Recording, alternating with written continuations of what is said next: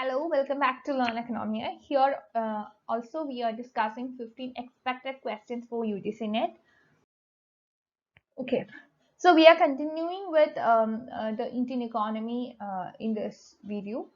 Actually, we will be focusing on several aspects of Indian economy in this video. First of all, the Green Revolution in India has been more successful in the case of which all crops? That's first question. And the options are wheat and rice, wheat and potatoes, mustard and oilseeds, and the last one is tea and coffee.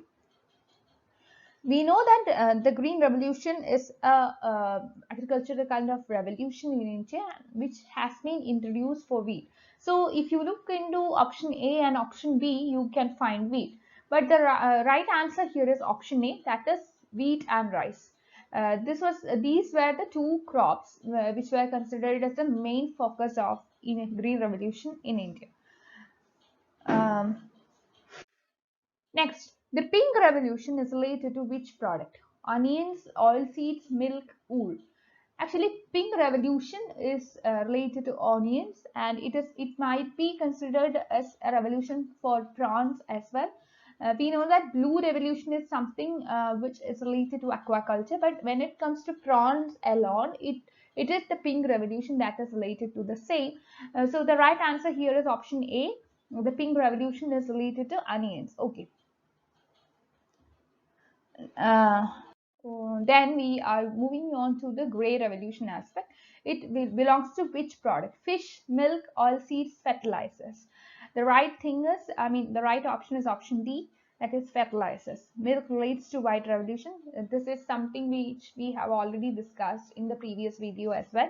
Milk is something which is related to white revolution, and oilseeds is something which is related to yellow revolution. Okay.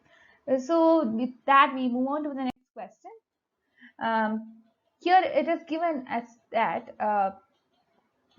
to address the problem of the sustainable and holistic development of rain-fed areas, including the appropriate farming and livelihood system approaches, the government of India has set up an authority. Okay, you have to see which is the authority which was set up by the government of India to look into this aspect.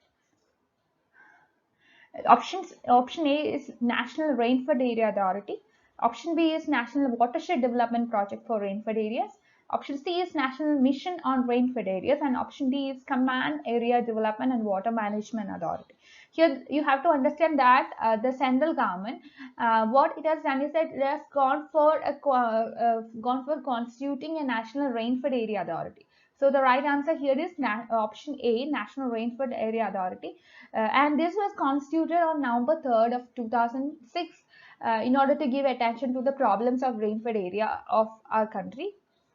And here the mandate is water than water conservation, and it covers all aspects of sustainable as well as holistic development of these areas, the rainfed areas, which would take into consideration the appropriate farming methods, the appropriate livelihood system, etc.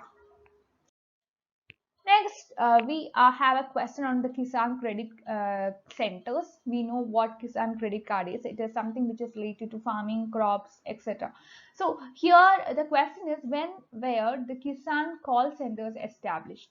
Options are July 2000, March 2002, March 2004, and January 2004. The right answer is option D, that is January 2004. Specifically speaking, it was on January 21 of 2004 that the Department of Agriculture, Cooperation and Farmers Welfare was established. This has established the Kisan call centers, and this has been established across the country. Why it was established? This was established to give extension services to farming community. Okay. And Kisan's call centers would be responding in the local languages to the problems faced by the farmers. So the farmers from any part of India could call the Kisan call centers by dialing a toll-free number 1551 or 1800 180 1551, and they can ask for clarification, they can inquire something, or they can present their problems related to farming. Everything can be dealt with this. So this Kisan credit card, Kisan call center, all these things are very important as far as Indian economy is concerned. Okay. Next, you have a question on green revolution again. By repeatedly taking questions on green revolution, you might have understood that green revolution is a very important topic as far as UGC NET examination is concerned. So you have to give extra what to say effort for green revolution. Extra effort in the sense that you should be very much familiar with the different areas of green revolution. Okay. So here the question is, which of the following has not been a component of agriculture strategy that brought about green revolution? Options are greater intensity of crops, guaranteed maximum prices, new agriculture technology, and package of inputs. The right answer is option B. Uh, that means that the guaranteed maximum prices. This is not taken into consideration in the case of green revolution. But intensity of crops as well as agriculture technology and package of inputs are taken into consideration when it comes to green revolution. But you are not given any guarantee on maximum prices on with respect to green revolution. Next, you have two sentences and you have to see which of these is or are correct. Okay. So the sentence one is the union government fixes a statutory minimum price for sugar cane for each sugar season. Next statement is sugar and sugarcane are essential commodities under the Essential Commodities Act. You are given the option 1 only, option 2 only, statement 1 only, statement 2 only, both 1 and 2, and neither 1 nor 2. Here the right answer is both these statements are right. Okay, because the union government has fixed a statutory minimum for sugarcane when it comes to each sugarcane season, and sugar season, and also these commodities, the final product sugar as well as the raw material sugarcane, these are considered as essential commodities under the Essential Commodities Act of the central government. Next, what is the contribution of livestock in agriculture sector? When it comes to primary sector, we know that livestock, poultry, all these come into the primary sector, so it becomes a part of primary sector. We have to understand the contribution made by livestock to agriculture sector, whether it is 5% or whether it is 15% or whether it is 25% or whether it is 10%. The right answer is option C, that is 25%. This particular sector or the livestock sector contributes to 25% of the gross value added in agriculture sector, and also it provides employment of about 21 million people. It gives employment to self-employment to about 21 million people. And if you look into the case of growth of livestock, you could see that the output of this sector has averaged from 4.8% per annum during the 11th five-year plan, and this was a recovery from the average of 3.6% in the 9th as well as the 10th five-year plan. So this sector has been showing some kind of improvement if you look into the different plans, if you compare the different plans. Next question is with respect to the contribution of the Indian agriculture sector or sector. You are given certain contributions related options. Question is, the importance of agriculture in Indian economy is indicated by the contribution to which of the following: national income and employment, industrial development and industrial trade, supply of food grains, and all the above. The right answer is all the above, because it is contributing to national income, it is contributing to employment, it is contributing to industrial development via linkage effect, it is helping in the supply of food grains. All these kinds of things are happening as a result. The right option is all the above. Next, again you are given two different statements and you have to see which is correct or which are correct. The statement one is that Indian government announces a minimum support price for wheat, rice and sugarcane in a year. Then you have a statement two is the common paddy has higher minimum support price than paddy grade A. It's a variety of paddy. Okay, paddy grade A is a variety of paddy. See whether it is whether it is statement 1 as correct, whether it is statement 2 as correct, or both are correct, or neither of these statements are correct. So you have to see the right option. The right option is D. Neither of these are correct. If you look into the case of the minimum support price, we can see that in order to help the farmers in getting some remunerative prices for the produce they produce from their agriculture farm. And the government has introduced something known as a minimum support price, and this is to encourage higher investment, and also this would increase production as well as productivity of a particular produce in India. And minimum support price for 25 notified agriculture commodities for each kharif as rabi crops are announced by the government. And moreover, the common paddy does not have has a higher minimum support price than paddy grade A. Both these have equal price. Okay, so in that case, you will see that these two sentences are wrong.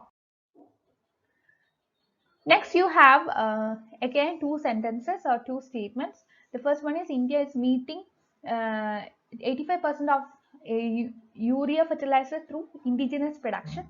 Then you have India produces surplus amount of fertilizers containing phosphorus and potassium. Just see which is the right option. Here only option 1 is correct. That means that option A is correct. Only sentence 1 is correct. That means that we are meeting 85% of our urea fertilizers through indigenous production. But with respect to phosphor fertilizer, we as well as potassium fertilizer, we have a deficient. And so what we do is that we import 90% of what we need for our requirement. Next, again you are given three statements: lack of irrigation facilities, low productivity of land, etc. And single crop mode of cultivation, Indian agriculture gamble on mastery. You have to see which is responsible for the migration of people from urban to rural areas. Actually, all these are responsible. Lack of irrigation facilities and low productivity of land is responsible. Then single crop mode of cultivation is responsible, and Indian agriculture gamble on monsoon. All these three things, all these three reasons lead to what is known as the migration of people from rural to urban areas. Next question. With reference to agriculture sector of India, consider the following statements. Rural Infrastructure Development Fund disperse loans to states to complete minor irrigation projects. Then Rural Infrastructure Development Fund is managed by the public sector commercial banks. See which is the right sentence, or which is the right statement. So here you could see that whether statement 1 is correct, or whether statement 2 is correct, or both are correct, or neither of these is correct. The right option is option A is correct. Rural Infrastructure Development Fund, it is actually instituted in the NABARD. NABARD means National Bank for Bank for Agriculture and Rural Development, and this has been done with an announcement in the Union Budget of 95-96 with the sole objective of giving low-cost fund support to the state governments. And the state has on cooperations for quick completion of ongoing projects related to the medium and minor irrigation, soil conservation, watershed management, and also other forms of rural infrastructure. So here option A is the right one. Only sentence or the statement 1 is correct. Only statement 1 is correct. Then again you are given two sentences and these two sentences are related to the National Cooperative Marketing Federation of India Limited, NAFED. First sentence is like NAFED promotes interstate trade as well as export of certain agriculture commodities to foreign countries. Then NAFED is responsible for movement of essential commodities from surplus area to scarcity areas. Here both these statements are right, so your right option is option C. National Cooperative Marketing Federation of India Limited promotes cooperative marketing. It promotes interstate trade, and also it promotes export of certain agriculture commodities to foreign countries. And this particular body or this particular agency is actually responsible for stabilizing prices of agricultural products, and also it helps in the movement of essential commodities from the areas of surplus to areas of scarcity. Okay. Next, the final question. The target for agriculture's credit for 2017-18 per person is fixed at which of the following amounts? 10 lakhs, 15 lakhs, 8 lakhs, and 12 lakhs. The right answer is option A, that is 10 lakhs. Okay. So with that, we end today's session. Thank you for watching. Please like, share, and subscribe to this channel. And you can be a part of my Telegram channel as well as Telegram group. I'll be providing the links of the same in the description box. That's all. Thank you.